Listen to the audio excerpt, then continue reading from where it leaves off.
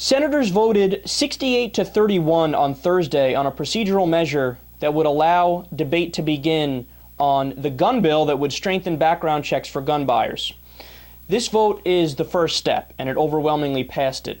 Now, a debate could last for weeks, and the bill still faces opposition from both Republicans and red state Democrats as well, and may have trouble clearing the House on its way to Obama's desk. So every news website I read earlier, and on a daily basis I usually go to somewhere between 10 and 20 in that ballpark, right? Every single one. Historic gun vote passes. Yes, yes. Just everybody's celebrate good times. Come on. And I'm sitting there, I feel like I'm in the Twilight Zone. We're celebrating. Now, I think this media does such a piss poor job. Even outlets that usually do a good job on this issue, they do such a piss poor job. The politicians could propose a bill for gun control that's a fucking blank page, and they can title it gun control bill. And if they passed it, the media would say, historic gun control legislation. Oh, they passed a piece of paper that was blank that said gun control on it. They're so great. Bipartisan, high-minded, mature. They're so adults. They're so adult. They're adults, man. They're great. No, what's in the bill? That's what matters. So when you look at the polls, when you look at what the American people think and what their opinions are in this representative democracy, an overwhelming majority were in favor of banning assault weapons. Well, no, that's dead. Not because of the Republicans, because Harry Reid didn't even want to put it in the final bill. What a progressive lion he is, right? Ban on high-capacity magazine, dead.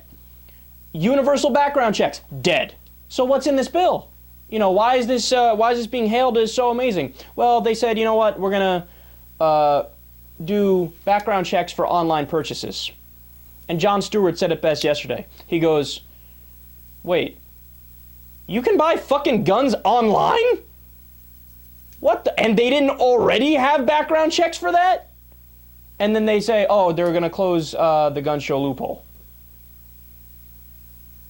That's another no-brainer that should have been law 30 years ago, 40 years ago. And you want me to celebrate because of this. You want me to celebrate because the politicians face this massive problem of gun death epidemic in the United States, where 30 people on average die every day. I just read an article earlier. In the past week, there's been 4 toddlers that have been killed from accidents by guns. Toddlers, right? And you want me to celebrate because instead of going 100% of the way to address the problem in a substantive way, the politicians moved 3% in the right direction.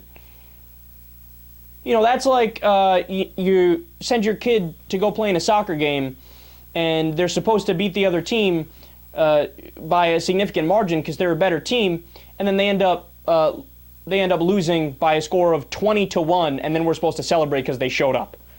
No, I'm not going to celebrate that. 91% of the American people, according to a poll from a few months ago, said we want universal background checks. There's a recent one that the number dropped to 73%. But either way, it's an overwhelming majority say let's do universal background checks. And we can't even get that done. And we're going to call ourselves a democracy. 91% of people can be in favor of something and it doesn't get passed into law. That ain't a democracy.